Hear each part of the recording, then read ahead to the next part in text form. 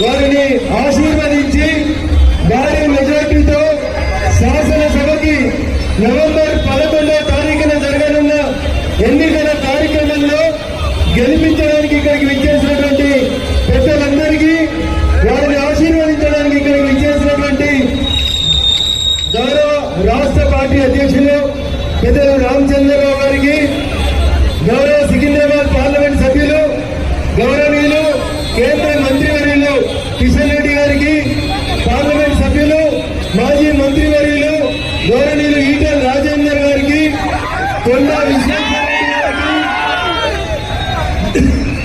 శాసన మండలిలో floor leader గౌరవనీయులు ఏవిఎన్ రెడ్డి గారికి, శాసన మండలి సభ్యులు మల్కా కొమరయ్య గారు, అంజిరెడ్డి గారు, శాసనసభలో డిప్యూటీ ఫ్లోర్ లీడర్ గౌరవనీయులు పాయల శంకర్ గారికి, వేదిక మీద ఉన్నటువంటి మాజీ మంత్రులు, భారతీయ జనతా పార్టీ పదాధికారులు, వేదిక ముందున్నటువంటి జూబ్లీహిల్స్ నియోజకవర్గ ఓటర్ మహాశయులు, ప్రింట్ ఎలక్ట్రానిక్ మీడియా మిత్రులందరికీ కూడా పేరు పేరున నమస్కారాలు, శుభాకాంక్షలు, అభినందనలు కూడా.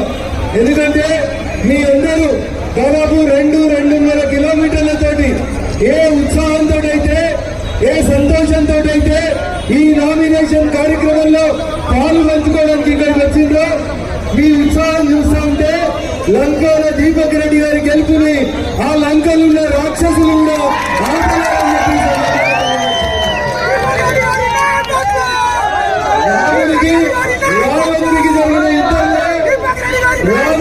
రావణుడికి జరిగిన యుద్ధంలో ధర్మం రాముని వైపే ఉంది కాబట్టి లంకలో ఉన్న రావణాసురుడు రాక్షసులు ఎంత బలవంతులైనా జయం ధర్మం వైపే నిలబడింది. ధర్మం కాషాయం కండువ వైపే నిలబడుతుంది. నరేంద్ర మోడీ గారి వైపే నిలబడతా ఉంది. లంకాల దీపక్ రెడ్డి గారి గెలుపు ఈ రోజు నామినేషన్ గారితో మనం చాలా స్పష్టంగా చూడొచ్చు.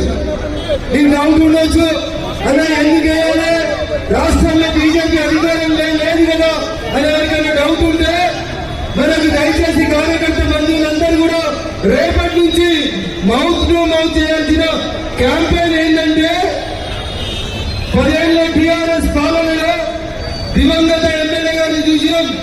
10 ఏళ్ల టీఆర్ఎస్ పాలనలో ఒక్క బస్తీలో ఒక్క డబుల్ బెడ్రూమ్ రాలేదు.